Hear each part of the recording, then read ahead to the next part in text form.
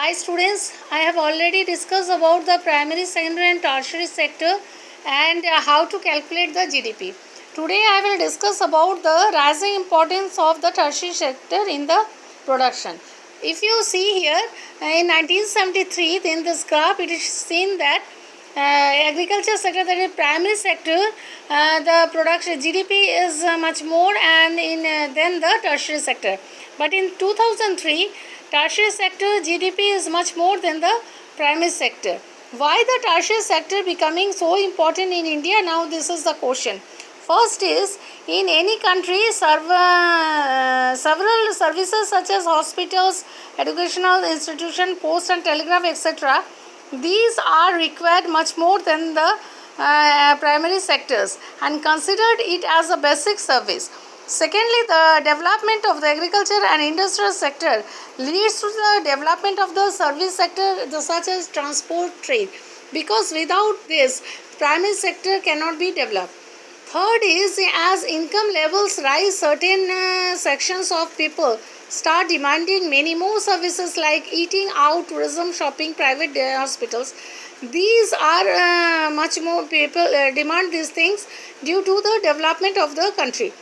Now fourth is, over the past decades, if you will see that new services such as the communication and technology is much more essential nowadays than the past. Now employs many different kinds of people are employing. One end there are a limited number of service that employing highly skilled and educated workers like small shopkeepers, repair person etc. Yet they perform these services because no alternative opportunities for work are available to them. Now we will see that where are the most people employed. If we will see this, then we can see this graph. We can see in the tertiary sector 2000, in the year 2000, tertiary sector the people are much more employed than the primary sector. Why it is so? Because if we see the GDP, the output of GDP in the agricultural sector, primary sector is less than the tertiary sector. Because in the agricultural sector we have seen the underemployment, that is labor effort is gets divided, means each one is doing job, but actually the situation of underemployment is arising. This kind of underemployment is called the disguised unemployment, because in a part of the land, if 5 people are working and the work is actually for the 3 people, then 2 people are disguised unemployment, because if they will work then the output in the GDP for the 3 people is same as the output of the GDP of the 5 peoples. Now we can say that how to create much more employment.